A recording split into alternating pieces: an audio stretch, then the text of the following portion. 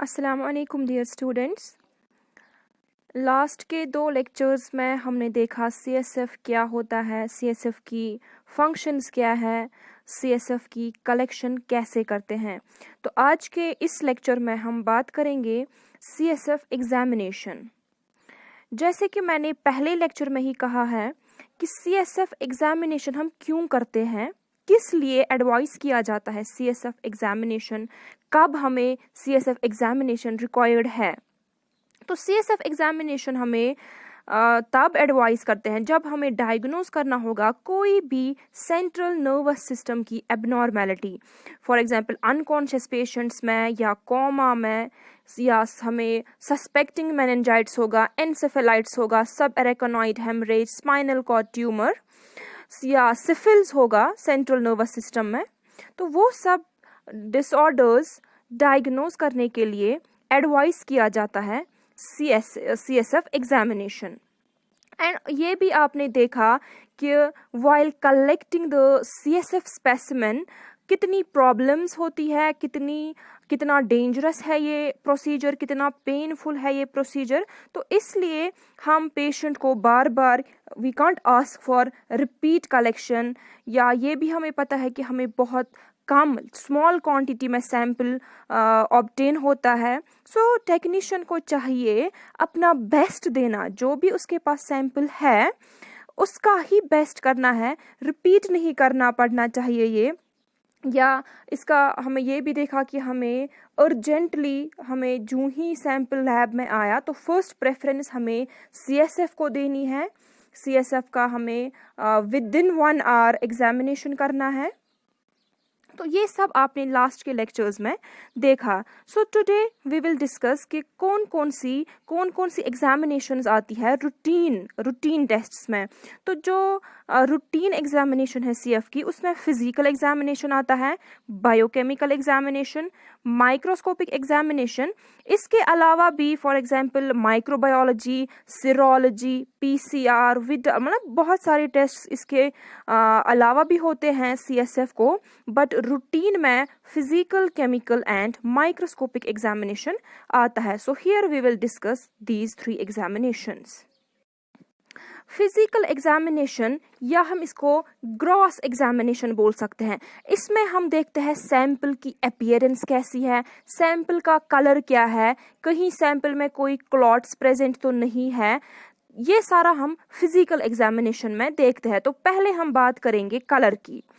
जो normal CSF है, as I have already mentioned कि ये क्रिस्टल क्लियर, या यू कैन से ये कलरलेस होता है। इसमें कोई कलर, कोई टर्बिडिटी प्रेजेंट नहीं होती है और इसमें कोई भी क्लॉट फॉर्मेशन नहीं होती है। सो अब एबनॉर्मलिटी अगर अब आएगी कलर में, फॉर एग्जांपल अगर कलर रेडिश आया, तो रेड अगर सीएसएफ आया वो 2 रीजन से आ सकता है, या तो ट्रॉमेटिक टैप या इनक्रैनियल ब्लीड।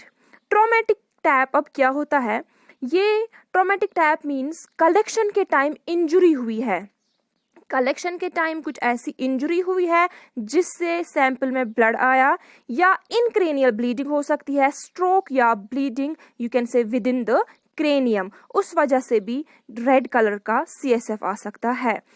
सो अब हम कैसे देखें कि अब हमें कैसे पता चले कि रेड कलर जो है ये ट्रॉमेटिक टैप की वजह से है या ये इनक्रेनियल ब्लीडिंग से है, इंट्राक्रेनियल ब्लीडिंग से है।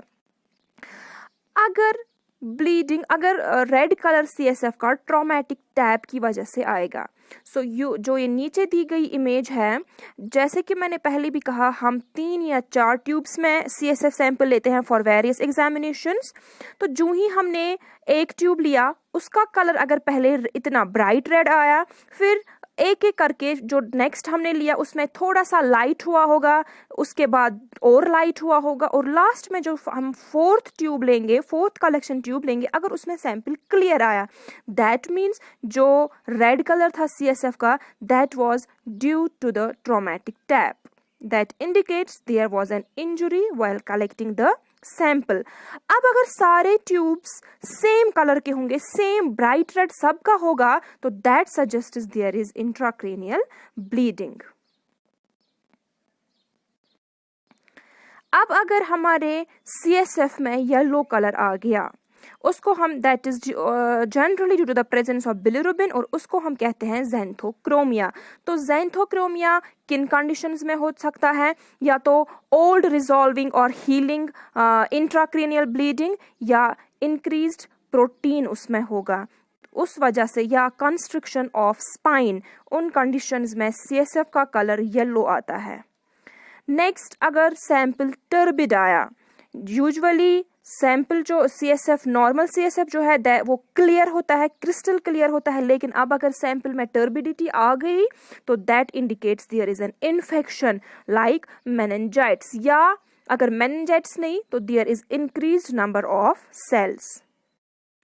देन क्लॉट्स, नॉर्मली CSF में कोई क्लॉट नहीं होता है, कोई कोagulation नहीं होती है। हाउएवर अगर अब किसी सैंपल में ऑन स्टैंडिंग क्लॉट बन गया तो दैट इंडिकेट्स इसमें फिब्रिनोजन प्रेजेंट है, जो फिर कन्वर्ट हो जाता है फिब्रिन में और वो प्रोड्यूस करता है clot. Normally fibrinogen normal CSF में प्रेजेंट नहीं होता है। सो ये किस कंडीशन में होगा? When blood brain barrier is disturbed. तो फिर किस टाइप का क्लॉट होगा?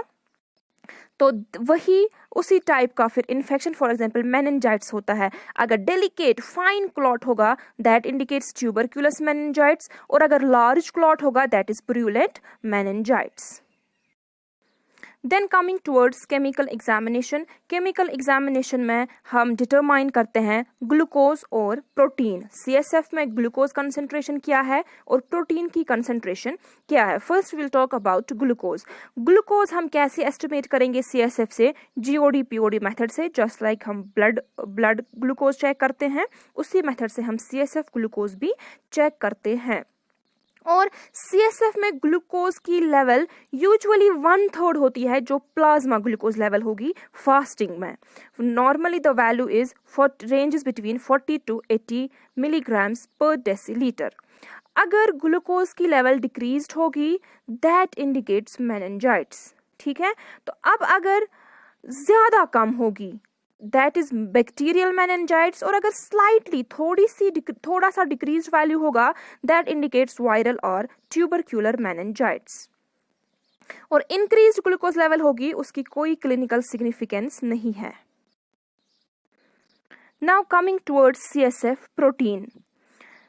नॉर्मल कंडीशंस में CSF में little amount of protein present होता है, दैट इज 14 to 45 मिलीग्राम्स पर डेसीलीटर।